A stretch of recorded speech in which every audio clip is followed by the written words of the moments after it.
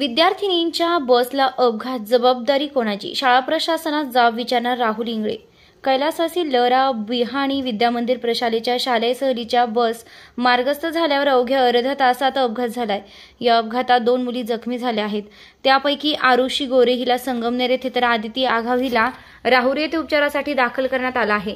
बसला झालेल्या अपघाताची जबाबदारी कोण स्वीकारणार असा सवाल करून विद्यार्थ्यांचे पालक या नात्यानं शाळा प्रशासनात जाब विचारणार असल्याचं राहुल इंगळे यांनी पत्रकारांशी बोलताना सांगितलंय।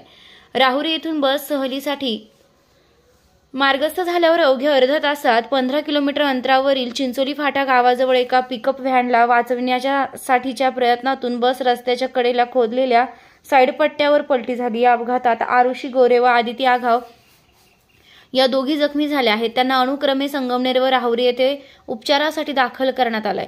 या अपघातात जीवितहानी झाली नाही। इतर विद्यार्थ्यांना किरकोळ मार लागला असून प्राथमिक उपचारानंतर घरी सोडण्यात आले। अपघातानंतर विद्यार्थ्यांसह शिक्षकांनी धास्ती घेतल्याने शाळेच्या सर्व इयत्तांच्या सहली रद्द करण्यात आल्या।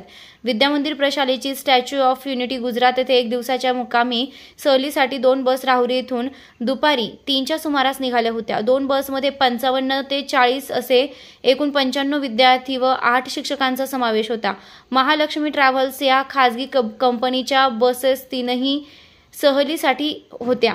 बस अपघातग्रस्त झाल्याबरोबर विद्यार्थी एकदम घाबरून गेले। त्यांनी आरडाओरडा मोठ्याने रडारड सुरू केली। मदतीसाठी त्यांनी हाका मारायला सुरुवात केली।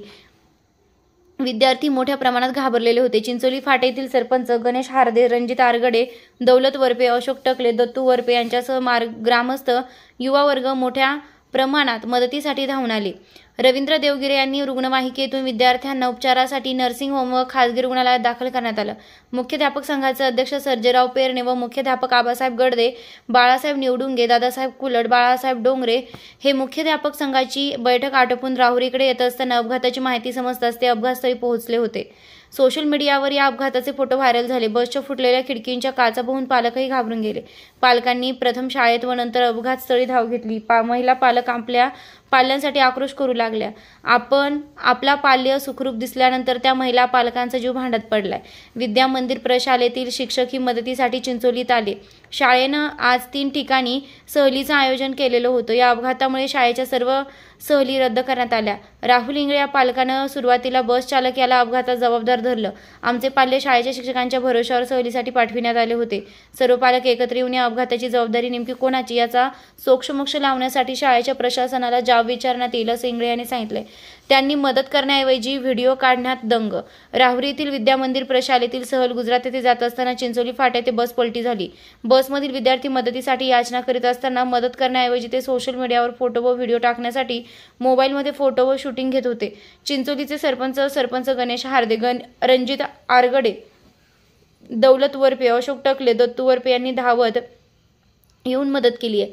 सरपंच गणेश हार्दे यांनी फोटो व शूटिंग घेणाऱ्या वाटसरूंना चांगलेच फायलावर घेत तुमच्यातील माणुसकी मोबाईलमुळे संपली का असा प्रश्न केलाय। SRB न्यूजसाठी राजेंद्र उंडे, राहुरी। मी राहुल इंगळे, माझी मुलगी कुमारी अक्षरा राहुल इंगळे ही विद्यामंदिर प्रशाला शाळेमध्ये शाळेमध्ये शिक्षण घेत आहे 10वीला। या शाळेची शैक्षणिक सहल आज गुजरात या ठिकाणी दुपारी 3 वाजता जावडे पेट्रोलपंपापासून निघाली। त्यानंतर 15 मिनिटात त्याच्या चिंचोली येथे गाडीचा ऍक्सिडेंट झाला।